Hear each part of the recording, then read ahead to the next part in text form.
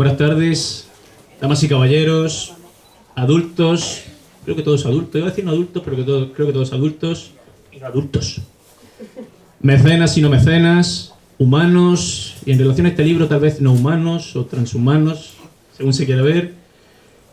Esto es algo que tal vez que es difícil porque hay mucha gente de pie, pero vamos a pedirle que se sienten lo máximo que puedan. Aquí aún quedan 3-4 sillas. Se sienten. Vamos a hacer una pequeña introducción.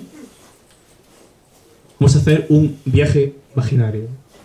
Para ello, os pido que os sentéis tranquilos. Que pongáis las palmas de las manos en las rodillas. Muy tranquilo. Va a empezar un viaje imaginario. Respeten las reglas. Juguemos. Deben de cerrar los ojos. Relájense, cierren los ojos. Uno. Los que están de pie también. Inténtenlo. Cierren los ojos. 1, 2, 3. Imagina que estás en un edificio muy oscuro. Muy oscuro. Profundo. No puedes ver nada, pero sabes que se trata de un museo. Pasillos, como les llamaban antes, pero aquí ya no existen los pasillos. Tus ecos y movimientos suenan, pero ya no los escuchas, porque tus oídos han evolucionado tanto que son sordos. En tu mente solo escuchas esta voz, que parece provenir de algo, de un cuadro, pero aquí ya no existen los cuadros. Y te llama, hay algo que te llama. Poco a poco te adentras en tu mente, la penumbra se va aclarando y comienzas a imaginar que es una escultura. Pero aquí ya no existen las esculturas. Bienvenido. Tú sabes en dónde estás. Estás en el Museo de los Fósiles Humanos, el único lugar en donde se almacenan los restos, las muestras, los pequeños fetiches, la chatarra tan vieja de la antigua raza humana, hace tiempo extinta. Pero aquí ya no existe esa plaga humana. No temas más. Y entonces navegas con tu mente hasta un holograma. Podría ser un libro, pero para ti ya solo es un holograma en lugar de palabras. Hologramas en lugar de palabras. Porque aquí ya no existen los libros, tampoco la letra escrita. Solo existen archivos telepáticos que entenderás como hologramas. Y te llama. Sintonizas con él. Transcrito la antigua lengua muerta que tenían los humanos. Está hecho solo para ti. Entras en él. Entras como un ángel en el holograma. Y entonces entras en las buenas noches. Vas a abrir los ojos, pero vas a continuar ahí, en el Museo de los Fósiles Humanos. Vas a abrir los ojos solo cuando cuente hasta 3 y de un chasquido. Vas a abrir los ojos y vas a dejar abiertos los de la mente. 1, 2, 3. Bienvenidos a este juego de la realidad. Bienvenido a la presentación del Ángel de la Buenas Noches, un cuento filosófico para adultos. Aún siguen en el Museo de los Fósiles Humanos. Gracias por venir, y para hacer un prólogo encomendamos a nuestras anfitrionas, Armenzal y Rocío Amores, que tanta fe tienen en nosotros, que den unas palabras y una revisión, tal vez, quién sabe.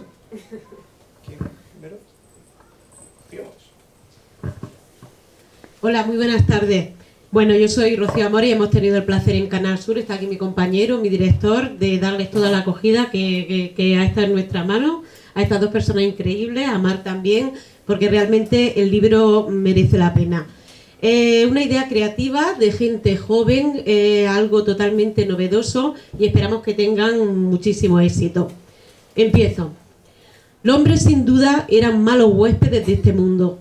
Habían exterminado a la mitad de las especies terrestres, una especie ególatra que dispuso de sistemas de muerte programados y que periódicamente detonaban una guerra entre ellos. 5 guerras globales, supongo que creían que con ello preservarían el sistema estable al que estaban acostumbrados. No lo sé. Eso sí, tenían una muerte patética como otras especies animales. Bueno, este es un párrafo del libro que yo creo que viene de la mano de saber pensar qué puede ser el hombre visto desde una distancia en la que estamos viviendo ahora. El futuro, la ciencia, la metafísica, la verdad, el bien, la belleza o la muerte son claves que están en este libro escrito y programado de una forma fantástica.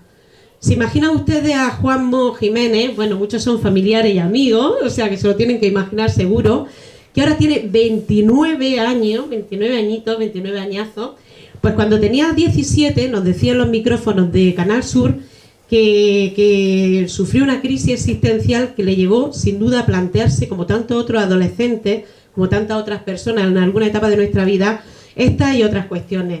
La escritura como catarsis, dice, como fuente de curación, fue lo que te llevó, Juanmo, a explorar en la filosofía, intentar despertar y bucear en la entraña del futuro. La ciencia ficción, la metafísica, revisar toda la documentación, Aldous Huxley, todo lo que había escrito hasta ahora para poder escribir este libro y crear esta criatura nueva en un mundo de las ideas de lo trans, de Neuronet, que lo llaman ellos, y que explicará pues nuestras grandes lagunas, nuestros grandes temores, nuestros grandes miedos, nuestro descontento también, y sacará nuestro nivel de conciencia y nos dará pues luz a todos. Juanmo, tú te hiciste filósofo, psicopedagogo, trabaja ahora con niños y ha ideado con Alejandro Sánchez esta criatura que intenta salvar el libro físico. Estamos en una zona donde estamos viendo las estanterías repletas de libros, donde supongo que ellos no lo contarán ahora, pero amenaza el libro electrónico, otros sistemas modernos.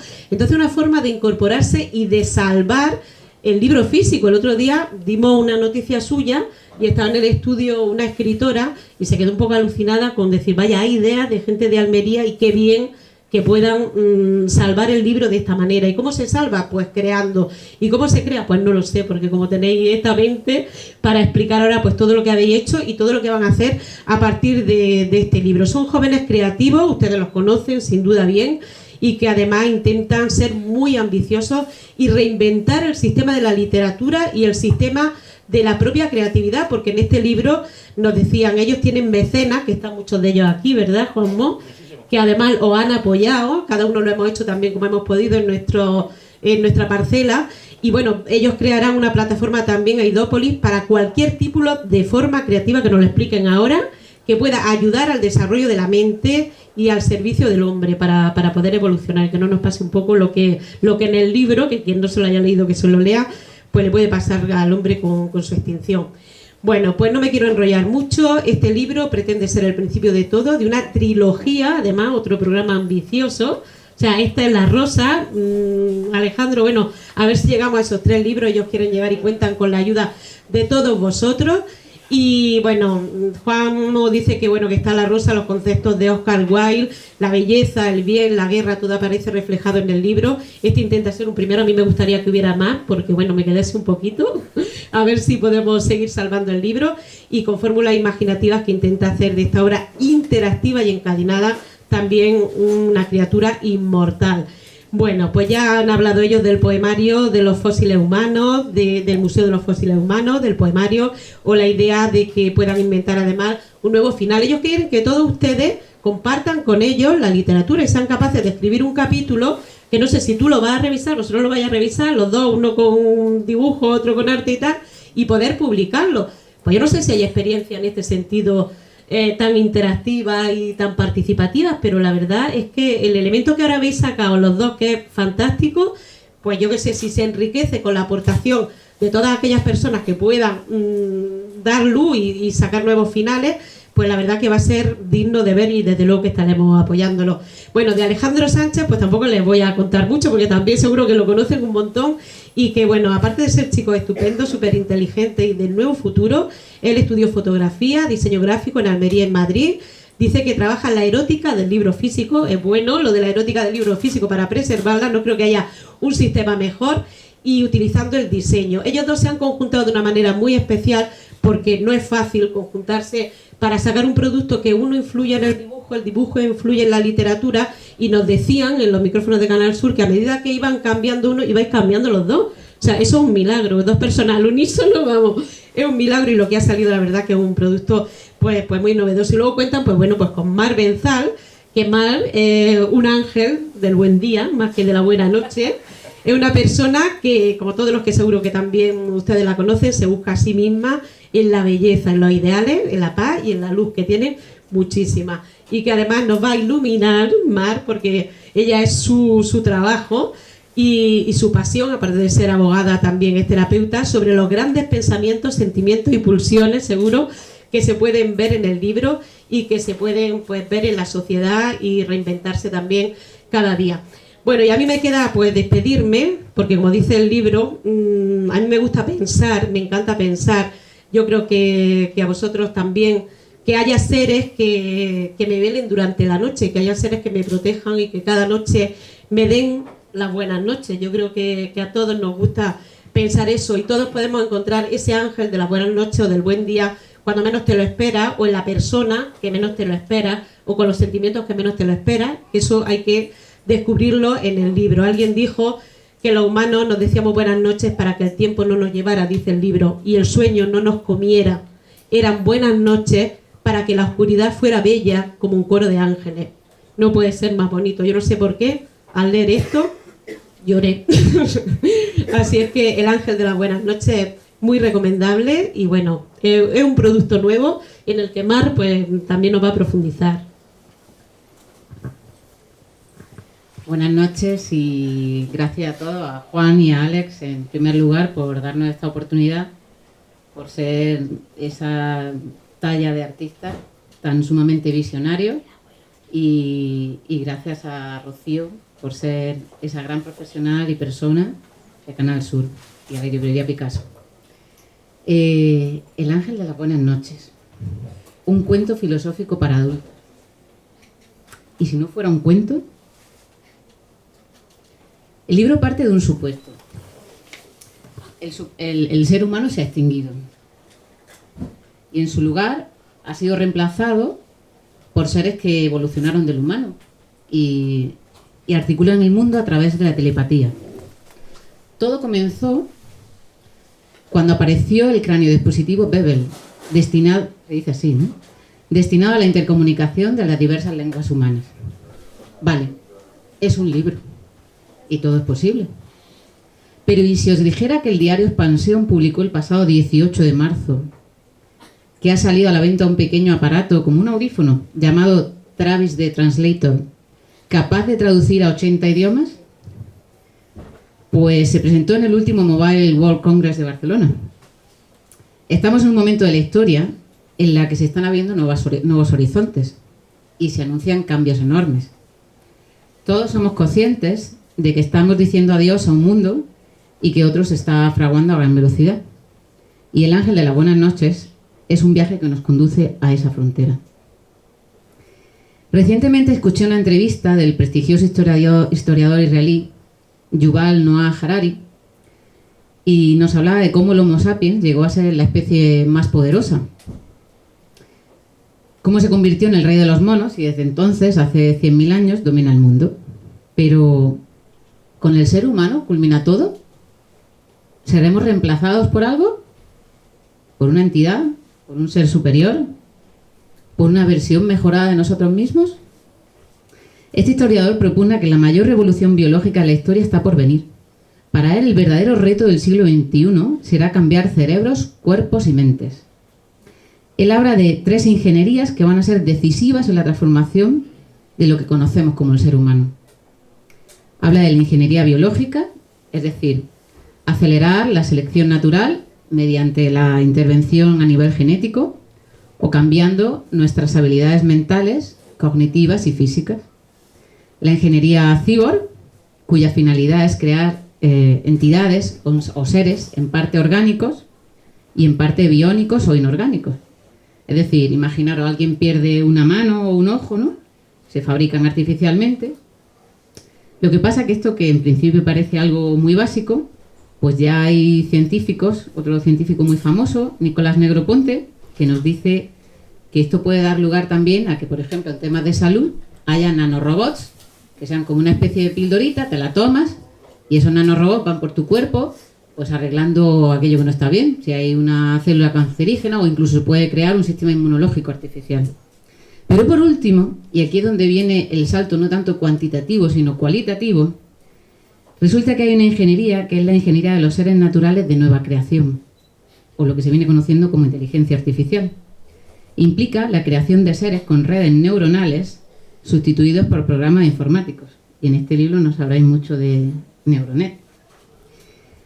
Los cyborgs son conservadores hasta cierto punto, porque el sistema de control central que da órdenes a esas manos artificiales pues es el cerebro.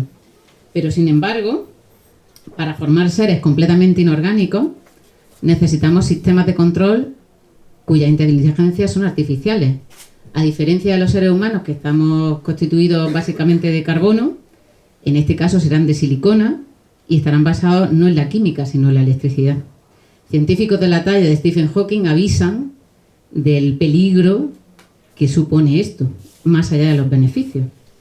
Y este magnífico libro, El ángel de las buenas noches, no solo nos invita como habitantes de este planeta a la reflexión a través de las 12 cuestiones planteadas en él, sino a hacer una introspección en nuestra propia existencia humana. ¿En qué medida estoy yo involucrado en este proceso? ¿Qué puedo hacer para evitarlo? ¿Se puede controlar este movimiento? Como dice Harari, el problema no es la tecnología, sino el mal uso que hacemos de ella, porque una misma tecnología podrá dar lugar a la construcción de diferentes sociedades. El problema es que todos estos avances van creciendo de una manera desmesurada, desregulada y descontrolada. La tecnología avanza de una manera exponencial, mientras que la regulación no va a la par. Y si no, para eso tenemos Internet, ¿no? Apareció Internet y se ha empezado a regular Internet muchísimo tiempo después. Al igual que con la revolución industrial se creó la clase trabajadora, como también nos cuenta en el libro, existe el problema de que cuando creemos esta inteligencia artificial, los humanos podrían dejar de ser útiles. ¿Y qué ocurre con nuestro libre albedrío? Porque en el siglo XX estaba claro que el liberalismo primaba y la máxima autoridad era nuestra libre elección y los sentimientos del individuo. Pero el problema es que ya estamos manejados por algoritmos en Internet. Nuestro libre albedrío está desapareciendo. Estamos dejando de confiar en nosotros para dejar que los algoritmos de Internet se sugieran. Un ejemplo muy claro. Y por eso me encanta además que seáis unos grandísimos defensores del libro físico. Yo reconozco que yo no tengo Kindle y a día de hoy no la pienso tener. Respeto a quien la tenga, ¿no? Pero por ejemplo, si lees en Kindle, Kindle y Amazon saben qué libros lees, cuántas páginas lees, a qué ritmo lo lees. Y de hecho ya existe un software de reconocimiento facial donde observan los rostros y reconocen las emociones, analizando los músculos de la cara. Y cuando Kindle se conecta con esto, saben en qué parte del libro estamos riendo, llorando y sabrán el impacto emocional de los libros, lo que hará que nos recomienden determinados libros. Sabrán cómo somos, quiénes somos y nos harán recomendaciones. ¿Dónde queda nuestro libre albedrío? Para poder controlar la tecnología tenemos que plantearnos muy a fondo sus riesgos. Hemos de convertirlo en un tema político, físico, metafísico y filosófico. Y de eso precisamente, de eso trata este libro. Y le llamamos libro porque es el vocablo de los que hoy en día manejamos de una manera más asimilable, porque en realidad hasta en eso es novedoso. Sumergirse en él es mucho más que leer. Implica abrir nuestra mente a una nueva manera de percepción, porque la manera en que está redactado, las continuas referencias al glosario tan excepcionalmente creado, me parece prodigioso. Esas ilustraciones que son más bien hologramas, incluso el tacto de las páginas, son propias de una nueva realidad. O sea, es como pasar de la tercera a la cuarta dimensión. Es una manera distinta de leer. Es que es un libro que no se lee, se percibe. Y bueno, realmente creo que en el libro lo que planteáis, o al menos yo lo he percibido así, es una serie de probabilidades que pueden ocurrir y qué podemos hacer para, entre esas posibilidades, llegar a una que sea lo más beneficiosa posible para la humanidad. Y creo que en eso para mí es especialmente destacable esa larva, ¿no? Que para mí yo entiendo como esa conciencia que tenemos todos y que es lo que nos puede salvar al fin y al cabo. Nosotros somos los que decidimos, no tiene nadie por qué decidir por nosotros, ni qué nos gusta ni qué nos deja de gustar, porque hoy me puede gustar un libro de aventuras y mañana me puede gustar uno de historia y nadie tiene que imponerme lo que yo quiero. Así que atención a nuestra conciencia, que al fin y al cabo es lo que nos ha mantenido aquí durante 100.000 años. Gracias. Bueno, esto se merece un aplauso. Muchísimas gracias, Rocío y Mar, por vuestros datos y palabras y por abrir el telón y mostrar a esta criatura extraña y su rareza, que más bien es nosotros la definimos como una criatura porque viene de la creatividad y bueno, tiene muchas cosas, entonces algo raro. Es una novela con cuentos de ciencia ficción con alusiones al mundo de la filosofía, trabaja 2 dimensiones, la filosofía y el diseño gráfico, es un libro interactivo, busca la reflexión moral, es un objeto de reflexión inquietante, que hace preguntas que no te dejan dormir y, bueno, busca la reflexión. El génesis del proyecto comienza en el pistoletazo de salida, diríamos, que es la propuesta de la Escuela Superior de Diseño, junto a la Biblioteca Nacional de España, que proponen hacer una interpretación de las crónicas de Nuremberg o del mundo de Seattle. Yo tenía la idea de cómo debía ser el producto, me faltaba el contenido y para eso pues conté con la mejor persona que podía contar para esto, que es Juanma. Gracias, Alejandro. Alejandro tenía la caja, el envase, la forma, tenía el florero. Yo tenía que darle el líquido, la flor. El problema es que al ajustar el contenido iba a cambiar la forma, porque hay una relación directa entre la forma y el contenido. El problema es que cuando él me lo comentó teníamos muy poco tiempo. El crono nos estaba aplastando y teníamos muy poco. Es decir, llevó 10 días de investigación y en 26 días estaba escrito. Y no teníamos tiempo para más. Y es lo que nos dio tiempo a condensar y combiné con toda una investigación con la filosofía contemporánea, pero había que dejar cerrada una historia dinámica en muy poco tiempo. Bueno, yo creo que lo importante y por lo que surgió el proyecto fue porque fuimos generando límites que a su vez iban concretando la narrativa. Eso ayudó a que el proyecto saliese adelante. En tan solo 26 días, Juanmo hizo la proeza. Gracias. La fórmula fue muy rápida, pero fue efectiva. Una acumulación de contenido. Pero nos hemos dado cuenta que en el trabajo de la presión, incluso cuando hoy hemos llegado aquí, el trabajo de la presión para nosotros no es prisión. Nos hemos dado cuenta que la presión para nosotros es creatividad. Entonces, este trabajo que nosotros desarrollamos como 10 preguntas, que luego pasaron a 12, porque lo consideramos un número místico, y luego pasamos a 13, que es un número aún más místico, esto que desarrollamos era lo que nosotros hemos llamado como el resplandor de las miserias.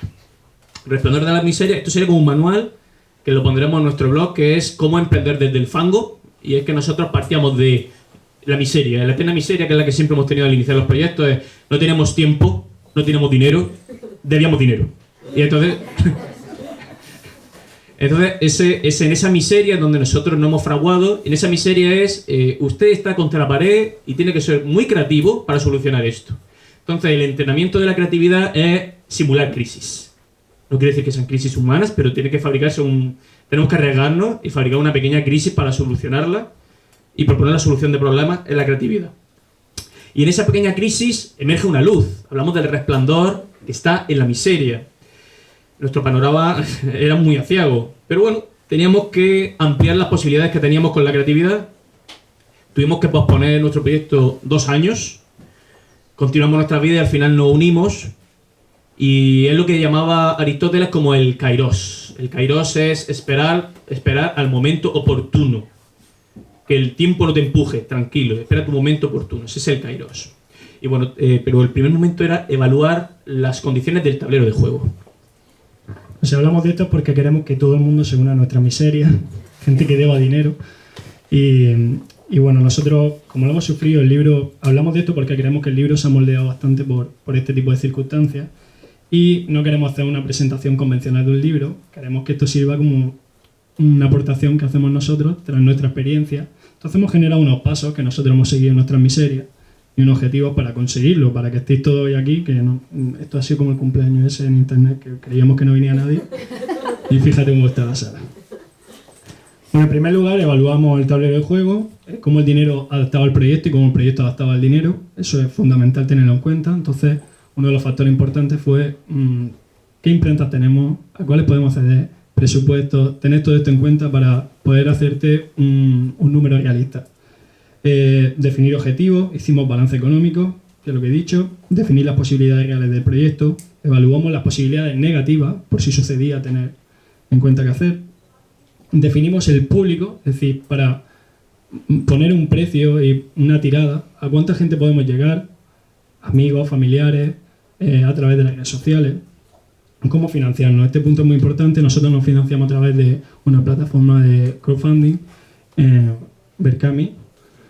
Y bueno, muchos de los que estáis hoy aquí, pues aportasteis. Muchos no han recibido todavía sus libros, estamos en ello. Vamos haciéndolo poco a poco. Es casi un trabajo de chino. Berkami ha hecho posible que podamos financiar el proyecto, pero también lo ha hecho posible el poderío de los medios, que es como nos gusta llamarle a nosotros a este punto. Es decir, hemos sido arropados por los medios y nos ha ayudado a llegar a muchísima más gente. Y eso hay que tenerlo en cuenta, pues haciendo planificaciones semanales. Bueno, todos estos puntos son muy importantes. Vincularnos con una editorial, pues realmente es importante porque a través de ello puede llegar a más librerías, tienen conocimiento sobre las bases legales, ciertas cosas a las que nosotros podíamos llegar. Por eso, de aquí nuestro enlace con Círculo Rojo, estamos muy agradecidos. Pero nuestro lema siempre ha sido, lo voy a leer, no pagues a otro lo que puedas hacer tú mismo. Y aquí estamos haciendo libros como, tenemos un taller de los de Bangladesh allí en casa. Cada faja que veis está hecha a mano, todo está hecho a mano, así que espero que lo tengáis en cuenta y no hagáis así con el libro. Esto que has dicho es muy bonito, porque cada vez que cojáis un libro, nos podéis imaginar a nosotros arrancándonos los cabellos, haciendo el encolado, la faja, el troquel. Es un trabajo milimétrico. Y bueno, ¿por qué hemos explicado todo esto? Que son los pasos del resplandor de la miseria. Y es porque nosotros lo hemos concretado en una fórmula de resolución de problemas creativos a través de una plataforma que estamos fundando que se llama Idópolis, que es Industria de Soluciones Creativas, donde cualquier persona puede tener un problema y necesita a alguien que se lo solucione de forma creativa. Nosotros ofrecemos nuestros pasos para la solución, nuestro asesoramiento, para la autogestión y la solución creativa del mismo, ya sea una boda, la visita de alguien, puede ser cualquier elemento que responda a la creatividad, tanto de la literatura, la filosofía, el diseño, y así como proponemos que mucha más gente se puede alistar a esto, ¿no? Pero esto lo tendremos, todos estos aspectos los tendremos en nuestro blog para que se pueda acceder. Pero bueno, la manufactura pues nos lleva a una cierta lentitud, perdonad. Esto nos ha permitido también la concretud del sueño, que son los pasos. Y entonces, para concretar el sueño, una de nuestras señas de identidad es lo que nosotros llamamos como más allá de los límites del lenguaje. Es una seña de identidad que nosotros queremos plantar en todas nuestras obras que tendremos dentro de Idópolis, en esta y las que vengan posteriores. Y es que nosotros hablamos del lenguaje. Nosotros intentamos narrar aquello que no se puede decir. Entonces caemos en lo que se llama como el silencio de Wittgenstein. Wittgenstein era reconocido como uno de los mejores filósofos del siglo XX y decía que de lo que no se puede hablar es mejor callar, porque hay un vacío allí. Pero no, nosotros hemos venido a hablar de lo que no se puede decir. Entonces, bueno, nosotros planteamos esa frontera donde está el lenguaje y uno de los trabajos de la filosofía es desplazar la frontera de los ámbitos, y desplazando la frontera de los ámbitos nos permite ampliar los límites de cómo vemos el mundo. Wittgenstein dice siempre que los límites de nuestro lenguaje son los límites de nuestro mundo. Si ampliamos y combinamos lenguajes, ampliaremos también la forma de verla. Por lo que nosotros somos seres fronterizos, ofrecemos esta criatura que ofrece una nueva dimensión, una nueva visión, que ofrece leer el mundo del presente usando una máscara metafórica del futuro. Pero la máscara es solo una. Tiene dos caras, el diseño gráfico y la narrativa filosófica. Esta relación entre el diseño gráfico y la narrativa filosófica lo hemos llamado la dialéctica diseñosófica. Es decir, cómo el diseño gráfico empieza y afecta a la narrativa, y entonces la narrativa empieza a afectar al diseño, entonces el diseño se convierte en diseño narrativo, el diseño narrativo empieza a afectar a la narrativa antigua y se convierte en una narrativa diseñística, y cómo los pies de un elemento son la cabeza del siguiente y empieza la rueda, que realmente es la que está constituido este volumen. Pero vamos a ver cada una de estas caras de una misma moneda por separado. Diseño gráfico. Bueno, si cogéis el libro, podéis ver que tiene una maquetación especial.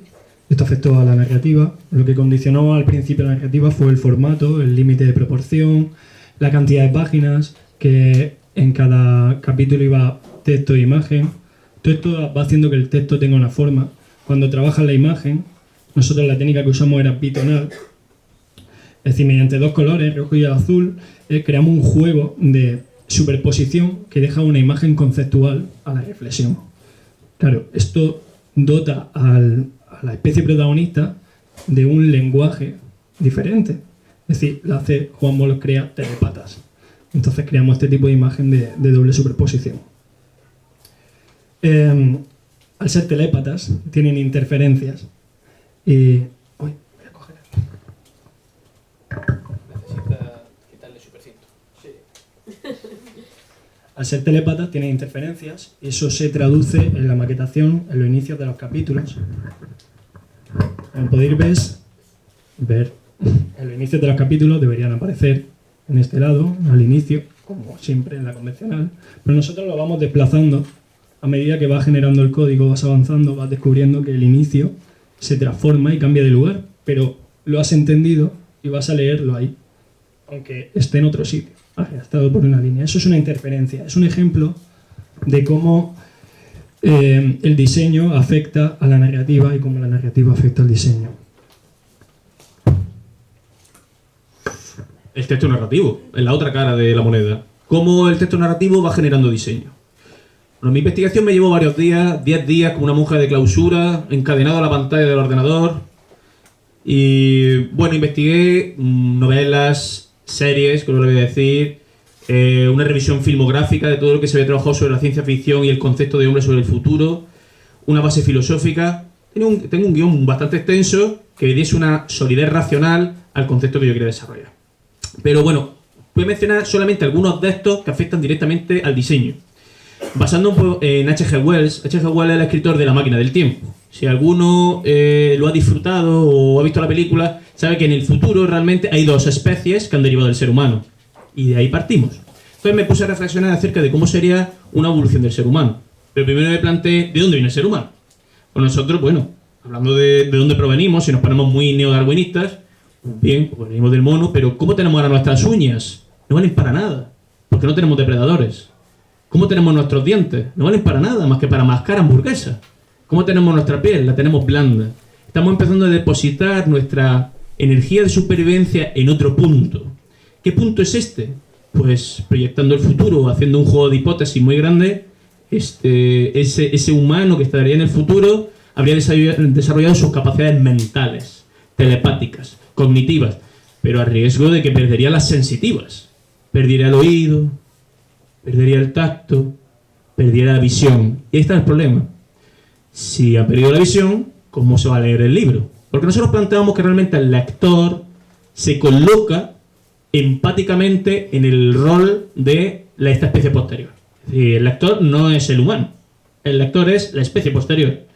¿Cómo hacerlo si no se puede ver? Entonces, claro, ahí es cuando entra el trabajo de diseño. Porque como no se podía ver, esta gente no ve cosas físicas, pero ve pensamientos, porque trabaja por hologramas. Bueno, ¿y cómo plasmamos un pensamiento? Pues a través del diseño gráfico tenemos unas imágenes superpuestas que son lo que hacen los hologramas, que son los pensamientos. Por lo que cuando alguien llega y coloca el visor por encima, lo que está es jugando a ser esta especie posterior. Y todo el texto que ven alrededor, escrito en el lenguaje humano, que es el nuestro actual, todo eso sería un resumen en la imagen. Solamente la imagen nos golpearía y daría toda la información. Estas imágenes las hemos llamado como imágenes metafísicas. Son imágenes que van más allá de lo físico, porque ese es el concepto de metafísica. Va un poco más allá y hay un total en ellas. Tiene un contenido trascendental. Otro aspecto elemental es entender, bajo la frase de Wittgenstein, que Wittgenstein dice, si un león hablara, no entenderíamos nada de lo que dice, porque la cultura del león no tiene nada que ver nada con la del ser humano. Aspecto. Si un león hablara, no se referiría a las cosas que nosotros nos referimos, a los constructos mentales, ni siquiera al objeto. Cuando nosotros vemos, por ejemplo, un león que habla, Mufasa. Mufasa habla, pero Mufasa no es un león. Es un ser humano disfrazado de león porque está contado por un ser humano. Es decir, es una fábula. Entonces tenemos el problema de, si estamos en el futuro y esta especie no tiene nuestra cultura, ¿cómo lo va a leer el lector humano aquí? Como si fuese un viaje en el tiempo. ¿Sí? ¿Cómo lo va a leer el ser humano? Bueno, pues hay un truco, ¿no? No entenderemos absolutamente nada. De hecho, la historia no aparece nada culturalmente proveniente del mundo de los seres humanos, exceptuando un par de trucos que hay por ahí. No viene nada de sonó Beethoven, la Mona Lisa, la Capilla Sixtina. No viene nada de eso. Todo eso no existe. ¿Por qué? Porque no pertenece a la cultura de esa especie. Esa especie, esas son cosas distintas, eso no existe. Esto no aparece ningún chascarrillo, pero entonces ¿cómo lo leemos? Bajo un logos del lenguaje escrito humano. Lo leemos porque hay una trampa.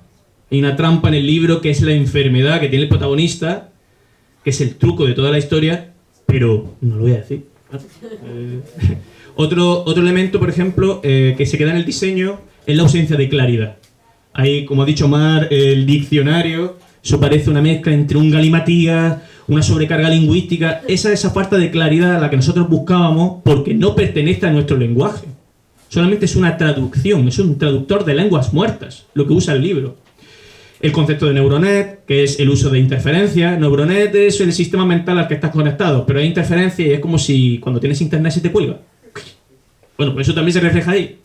Pues en la trama, como ha mencionado Omar, el dispositivo Babel de la compañía Vistis Biosoft, sistemas neurooperativos Vistis Biosoft, es como una especie de Microsoft del futuro que ha sacado un dispositivo y se ha apoderado de todo el cotarro. Bueno, pues la aparición de este elemento en la historia modificó que apareciese el visor, porque el visor es el dispositivo Babel, es el reflejo del mismo. Es decir, la aparición en la historia hace que afectase al diseño y eso permitía develar el lenguaje. Y el lenguaje, lo único que hacemos es un truco, es una sugestión. Háblanos. La sugestión del diseño. Este libro yo lo utilizo como un objeto para reivindicar el papel del diseñador gráfico en el libro. Para los diseñadores que hay por aquí y los que no. Bueno, cuando un lector coge un libro y lo consume, termina, hace una reflexión solo sobre el texto, y se queda con sus sensaciones amargas, positivas, pero nunca hace reflexión sobre las sensaciones que le deja el diseño, el formato, el tacto, el olor. A través del diseño se pueden expresar muchas cosas, inducir pensamientos, inducir sensaciones. Pero esto lo hace el subconsciente. Es decir, los diseñadores trabajamos con el subconsciente. Tú cuando terminas de leer un libro no puedes hacer una reflexión sobre el formato porque lo hace el subconsciente, en otro plano. La maquetación por eso no es simplemente un acto de decorar. Es decir, nosotros lo utilizamos como un acto de inducir. Cuando tú tienes, por ejemplo, una maquetación con los márgenes pequeños, el texto está casi pegado al borde, tú tienes sensación de vértigo, de estrés, de agobio. Eso no tiene por qué ser necesariamente un fallo, se puede utilizar como algo positivo siempre que lo uses a conciencia.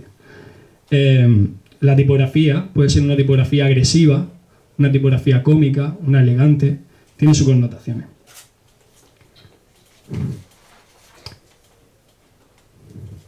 Antes de leer un texto, solo con la escritura, con la maquetación, ya tienes una sensación. Si la asocias al contenido, refuerzas el acto cognitivo. Es decir, podemos hacer que estés enfadado antes de leer un texto de Trump, pero eso está en el subconsciente. Es lo que trabajamos. La maquetación en este libro es experimental. Son 3 tipos de maquetación. Refuerza que el libro está hecho en 3 partes. Cada parte tiene una maquetación diferente. La primera parte, que es son las preguntas, los capítulos. Tiene una maquetación por columnas y hace referencia a los códices. Hacemos referencia a los códices porque en el libro la especie protagonista se siente súper alejada del humano. Aunque viene del humano, se siente muy alejada, entonces hay que coger lo más primitivo del humano. Entonces nos alejamos de la maquetación convencional. A eso vamos en la segunda parte, cuando en el libro se habla de un humano para otro humano. Aquí vamos a un texto corrido, convencional, a que estamos más habituados. Y para finalizar y separar la tercera parte es el diccionario, el glosario. Es una maquetación que hace alusión a cualquier diccionario que haya por aquí, para que en tu cabeza ya lo entiendas como un diccionario, aunque sea muy complejo. Con esto quiero proponeros que hagáis el ejercicio cada vez que cogéis un libro, cada vez que lo termináis, incluso si lo vais a escribir, que tengáis en cuenta el diseño y lo utilicéis para reforzar el contenido, porque podemos inducir pensamientos y connotaciones. ¿Cuentas tu parte? Bien, el diseño sirve para la reflexión cuando lo tenemos en la mano y nosotros hemos jugado con lo que hemos llamado como la máscara de la reflexión moral. Bueno, voy a explicar qué quiere decir lo de cuento filosófico para adultos. Así que está ahí en el subtítulo y parece que no tiene un porqué, pero sí lo tiene, muy profundo. Nosotros usamos la sugerencia de la escalera de Wittgenstein. Wittgenstein decía que el lenguaje es una escalera. Nosotros subimos por el lenguaje hasta llegar a ideas, pero una vez hemos llegado ahí tiramos la escalera, porque no nos interesa ninguna de las palabras del libro. Lo que nos interesa es el sentido final. Nos interesa subir la escalera, llegar allí. Es la transformación, es la reflexión moral que indicaba Mar. Es la transvaloración de Nietzsche, es el cambio, es el acceso al sentido. El lenguaje solamente son las escaleras. Accedemos a ese tipo de sugestión. ¿Por qué un cuento? Es un cuento bueno, como los cuentos tienen esa pequeña sugestión, pero tiene una pequeña brevedad su formato, una serie de preguntas que nos cuestionan, pretende una enseñanza, una moraleja, como los cuentos de los Grimm, los Andersen, los Tres Cerditos. Hay un cuento para llegar a la moralidad. Bueno, y es para adultos, porque esto no es Bambi. Por eso decimos, es para adultos. El contenido que hay ahí es violento, es agresivo, es duro, es soez en algunas ocasiones. Hay una dureza. Esa dureza tiene una dureza empática, para que nosotros nos veamos a nosotros mismos. Hay un desdoble. El objetivo del libro es pensarnos a nosotros qué hacemos, qué estamos haciendo. Y es filosófico. Un cuento para adultos, filosófico, y es filosófico porque exige pensar. Es un modelo de entrevista, para entrevistarnos a nosotros mismos también, bajo este tipo de preguntas. Es interrogar la enfermedad. El personaje está enfermo, pero es la enfermedad global, colectiva, de Occidente, como queramos, pero es el malestar. Esa enfermedad, H está enfermo y piensa distinto. Ese es el estatus que tiene el libro, que son las preguntas. Muchas de estas teorías están entre bambalinas, están ahí. Yo me inspiro enormemente para fabricar el cuento en el método de Matthew Lipman, que es de la filosofía para niños, que son cuentos que hacen pensar a los niños filosóficamente. Aquí es para niños, es para adultos, pero usa el mismo mecanismo. Ahora, para que os pongáis empáticamente en nuestra posición, vamos a hacer una muy breve, una breve dinámica. Es muy breve. Una muy breve dinámica que se llama los cribapitonales. Antonio, tenle el gustazo. Uno cada dos, vamos a repartir uno cada dos, vamos a dar una serie de instrucciones. Proponemos una breve participación, es muy breve. Sí. Bien, el juego es muy breve, van a ser 5 minuticos.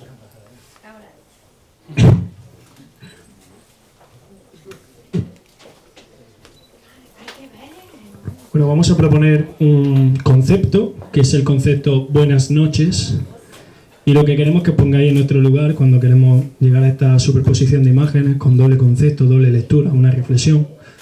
Entonces, bajo el concepto de buenas noches, vamos a repartir dos subrayadores de dos colores. El primero tiene que escribir su concepto de buenas noches y el segundo lo escribe encima. Puede leer el que ha escrito el primero y hacer la antítesis para llegar a la síntesis después. O también poner... O también poner la tesis. Simplemente poned lo que os parezca. Buenas noches. Si queréis, dejaros influenciar por el primero. Si no, avanzad vuestra creatividad y veremos resultados.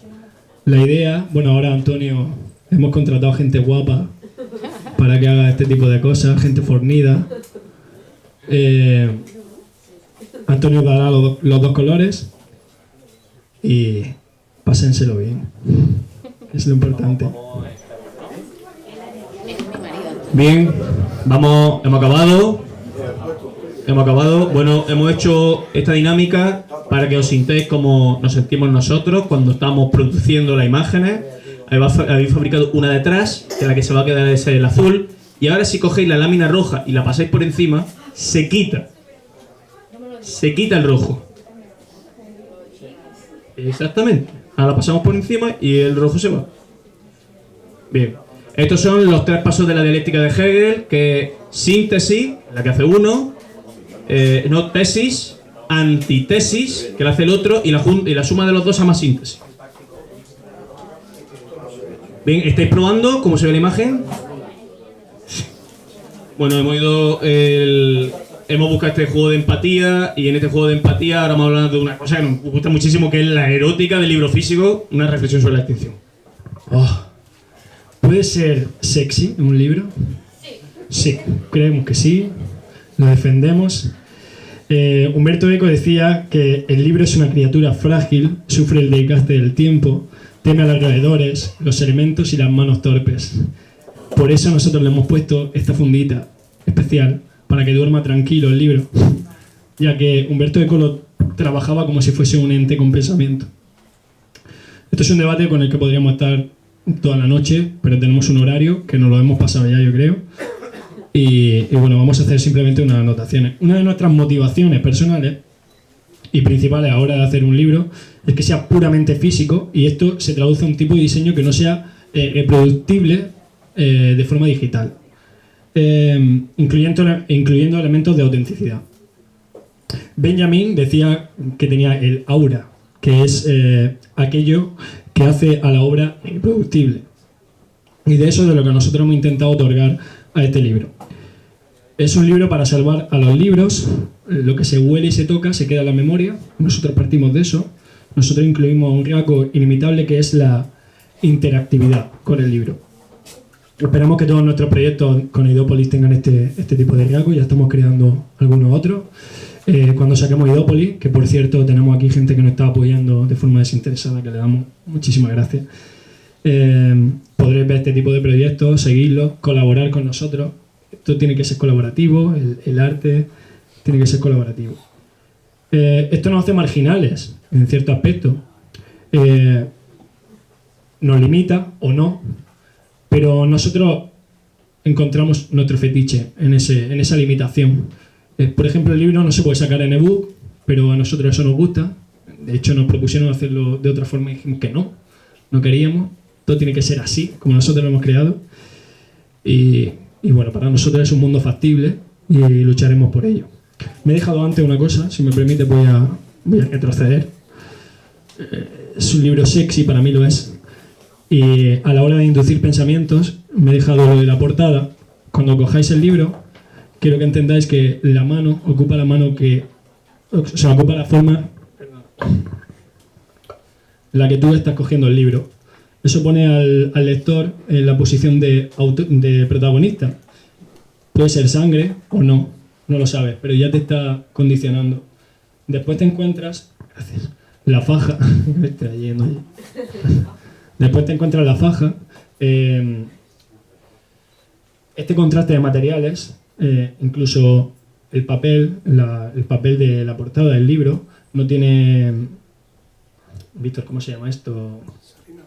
El satinado, dijimos que no se lo pusiesen porque necesitamos ese desgaste, necesitamos las manchas, es decir, que tú lo cojas impoluto, pero tú lo manches porque es tu mano, es tu huella y eres el protagonista.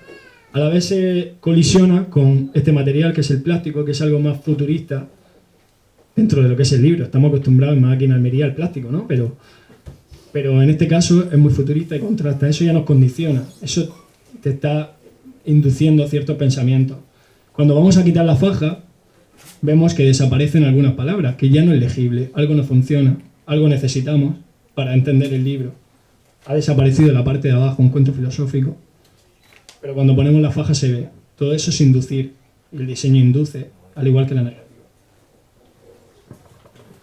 Buscamos que el libro sea inspirador.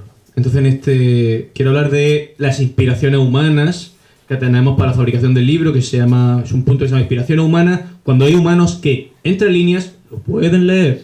Y es que hay un elemento, hay una parte del libro que se llama reseña para humanos, cuando hay humanos que lo pueden leer. Y ahí te explica todo el contenido teórico en el que nos hemos basado. A través del diseño y su filosofía nos hemos basado en las crónicas de Scheller, que es también conocido como las crónicas de Nuremberg, que es un libro que te explica el origen, el génesis y el apocalipsis de la Tierra a través de una serie de imágenes alegóricas. Esos contenidos en la historia están. Pero hemos utilizado también el códice medieval Voynich, que es un códice que nadie realmente sabe qué es lo que quiere decir. El Voynich, los investigadores lo siguen indagando a través del lenguaje, su desconfiguración, y planteamos que fuese una de nuestras bases. Es un códice medieval que habla de la gracia de Dios. Es tan arcano que es lo que nosotros nos basamos, pero no sabemos lo que quiere decir el Voynich. Y también el códice Seraphinus, que constituye una base de maquetación. Es otro tipo de los códices que hay, que tiene también un lenguaje muy hermético.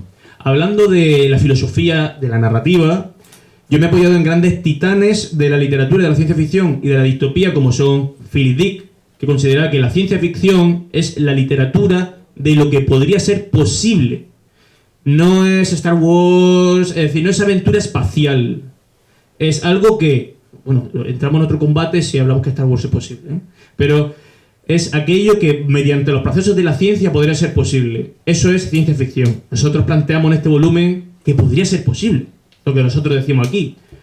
Philip Dick, Ray Bradbury con Fahrenheit, Aldous Huxley con Un Mundo Feliz, Orwell con 1984, a quien le guste 2001 Odisea en el espacio, está por ahí oculto, Isaac Asimov, en especial H.G. Wells, que lo hemos mencionado antes, y un tropel de películas y series como, por ejemplo, Black Mirror.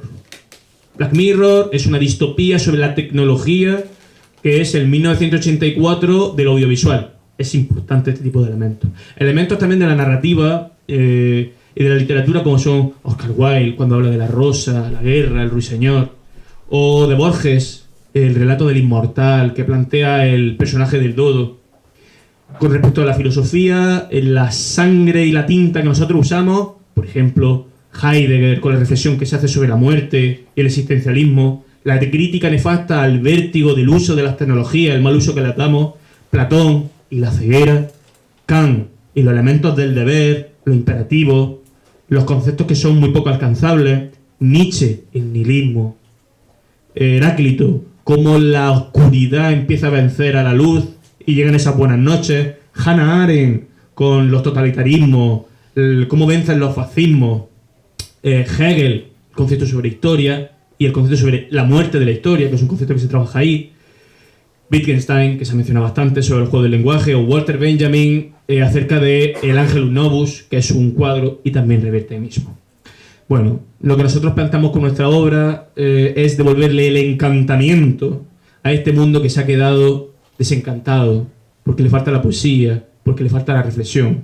Entonces, ¿a quién se sentirá encantadísimo con esto? Y aquí me acuerdo de cuando se dice, ¡ay, qué feo el niño! Pero es que me llega más que ningún otro, porque tiene un montón de cosas. Eso pasa con el libro, que el libro tiene muchas cosas, es muchas cosas, entonces nunca te deja indiferente. Te puede gustar o no, pero siempre te deja algo dentro. Entonces le puede gustar a toda la persona que le encante la lectura, no siendo fanático de la lectura, pero le guste reflexionar, que le guste la literatura y la historia, que le gusten los desafíos y lo desconocido, los libros ilustrados, los libros interactivos, la ciencia ficción, la filosofía y la historia del pensamiento, que crean que la filosofía no es solo académica y que al hacerse cuento puede llegar a más personas, y simplemente que le guste apreciar una obra creativa. Todas estas personas están, ahora toca vender libros, ¿no? Todas estas personas están invitadísimas a comprar estos ejemplares que tenemos aquí a un módico precio. Y bueno, vamos finalizando. Sí, vamos finalizando. Vamos a hablar de la hora. El ahora es que no sacan todavía del Museo de los Fósiles Humanos. Todavía seguimos ahí. Y decirles que esto es una obra encadenada. Nosotros queremos que esta obra venza a la obsolescencia y que siga viva al encadenarle proyectos que expansionen su uso. Jodorowsky dice que la verdad es aquello que es útil. Y nosotros queremos que este libro sea útil, que sea interactivo, que sea colaborativo. Desde nuestros primeros momentos, ya en el mecenazgo, decíamos, no, danos 3 palabras y nosotros haremos un poema. ¿Y qué pasará con esos poemas? Esos poemas van dentro del siguiente volumen que sacaremos de aquí a poco, que es el poemario de los fósiles humanos, donde tendrán todos los poemas, vendrán 100 poemas de cada uno de los mecenas que dieron sus 3 palabras. Además, activaremos nuestra web de Idópolis, la sección de que si hay alguien que quiere pedirnos un poema, nos lo puede pedir y se lo daremos con su diseño, un poema exclusivo si nos da las 3 palabras. Luego también pedimos que aquellas personas, como han dicho nuestros compañeros de Interalmería que nos han entrevistado, aquellas personas que nos entrevisten, y también Rocío Amores lo ha mencionado, que aquellas personas que lean el libro y digan, qué inspiración me ha dado esto, pues no había caído yo aquí, y empiecen por fin, a activar el mecanismo de la creatividad, pueden fabricar historias alternativas, paralelas de este mismo mundo que nosotros planteamos aquí. Eso nos lo mandan, nosotros subimos a nuestra web, la gente los evalúa, revisa la gramática, vemos que realmente corresponde a la línea de la historia y eso iría dentro de un volumen posterior que se llama Las Crónicas Bicis, que serían historias paralelas, donde yo escribiría 3, pero son historias paralelas sobre el mundo del Ángel de la Buenas Noches. Y luego incluimos un manual didáctico, y es que toda gente que pertenece al mundo de la enseñanza, cuando está viendo el libro, pues dice, pues con esto se podría trabajar lengua, se podría trabajar historia, se podría trabajar esta competencia, estas tareas, los educadores lo saben, ¿sí? ¿Para qué? Esto lo destinaríamos al manual de indagación filosófica, que es un manual que haríamos didáctico, con unos planes de discusión, con unas actividades, con una serie de dinámicas para trabajar los conceptos, y que serviría para finalizar la ESO, bachiller o el estudio universitario, y que cuando la gente nos mande esas actividades, esos desarrollos didácticos, nosotros lo incluiremos en el libro con su nombre, por lo que nosotros pedimos la colaboración y creemos que funciona mucho mejor el arte cuando es colaborativo. Todo lo tendremos en Idópolis. Hemos de despedirnos, de decir adiós, de decir buenas noches, y sé que el libro va a ser un desafío, que es inusual, que es magnético, que tiene un aura arcana, que te invita a pensar, que te invita a descifrar. Es una metáfora sobre el futuro como acto de reflejar el hoy. Es una máscara. Busca desagradar, iluminar, desordenar. Busca incluso que genere asco y a veces una colisión. Es un cuento creativo para buscar una colisión interior. Vamos a pasar a agradecimientos. Alejandro. Bueno, queremos agradecer a todos los mecenas, los que están aquí y los que no han podido venir, a nuestras anfitrionas, a Rocío Amores, muchísimas gracias por apoyarnos y estar siempre ahí con nosotros, ofreciéndonos vuestro apoyo. A las familias, por supuesto, que han sufrido todo el proceso, a Librería Picasso por cedernos su hogar, quería también agradecer. A mi compañero de la Facultad de Filosofía de Granada por su apoyo, a Mari Carmen Lara, que me ha formado muchísimo en la filosofía, y a toda la gente, también a la gente de Filosofía para Niños de aquí de Andalucía, y a toda la gente que de forma no lucrativa, pues ha creído en nosotros, nos ha apoyado de forma incondicional. Y bueno, para acabar, voy a mencionar un poema fósil, de los que hemos hablado del poemario de los fósiles humanos, y con esto nos vamos a despedir, que es de uno de los mecenas, que no voy a decir quién, mecenas, eso no importa, y que este mecenas dio 3 palabras. Dio 3 palabras que es conciencia, estimulante y adiós. Y el poema que hemos fabricado es así. En este dormitorio hay 3 damas sentadas, vacías, en el filo de la cama. En el hombro de la barra te espera, disimulando ausencia. Reflejas charcas de sábana, una imagen tan tensa. En blanco y negro se hablan, tejiendo la conciencia, barajando la tijera. La primera, bebe tragos del ovillo. La segunda, lame estimulante de hebras. La tercera, ya tan vieja, sobre el pecho te hace el tarot. Desnudo bajo ella, sientes que la mariposa se aleja y bailando dices adiós. Adiós y buenas noches. Esto es un tema importante de la obra. Adiós a todos. La rosa, la guerra, el ruiseñor. Gracias por venir. Nos diremos adiós.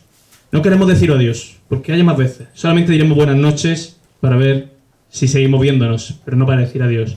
Gracias por vuestra paciencia y por venir.